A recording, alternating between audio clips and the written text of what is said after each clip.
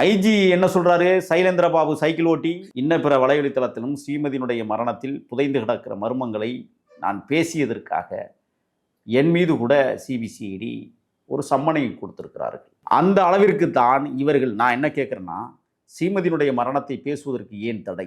இதில் மூடி மறைக்கப்படுகிற உண்மைகள் ஏராளம். துப்பில்லையில் உங்களுக்கு சிசிடிவி கேமராவை கொடுக்கறதுக்கு, வெக்கமில்லையில் ஹால் ஹிஸ்ட்ரியை கொடுக்கறதுக்கு என்ன நீங்கள் அறிக்கை கொடுக்குறீங்க? 24,000 பக்கத்தில் என்ன இருக்க போகுது? பால் விற்க போனவன்லாம் பரிதாபத்துக்குரியவனாக கைது செய்யப்பட்டிருக்கிறான். கோழிக்கறி எடுக்க வந்தவன்லாம் கொடூரமாக கைது செய்யப்பட்டிருக்கிறான். இதற்கு பெயர் என்ன? இதுதான் உங்களுடைய விசாரணையா? வெக்கங்கட்டு போய் கிடக்கிறது. ஏன் நான் இதை பதிவு பண்ணுறேன்னா, இதில் உங்களுக்கு சொல்கிறேன். முதல் குற்ற நகல் அறிக்கையில் மாணவி விழுந்த நேரத்தை குறிப்பிட்டிருக்கிறார்களா? ஏன் குறிப்பிடல? அப்போ உங்களுடைய விசாரணை என்னவா இருக்கிறது? எத்தனை மணி நேரத்திற்கு முன்பாக மாணவி மாடியிலிருந்து குதித்து விழுந்தாள் என்று உங்களுடைய பார்வை? முதல்ல இந்த வழக்கு விசாரணையை எப்படி பதிவு பண்ணுறாங்கன்னா, ஒரு பொம்மையை செஞ்சு கொண்டு போய் மாடியிலேருந்து தூக்கி வீசினாங்க தெரியுமா? அப்போவே இவங்க போலீஸ் என்ன முடிவு பண்ணிட்டாங்கன்னா, அது தற்கொலை தான் முடிவு பண்ணிட்டாங்க.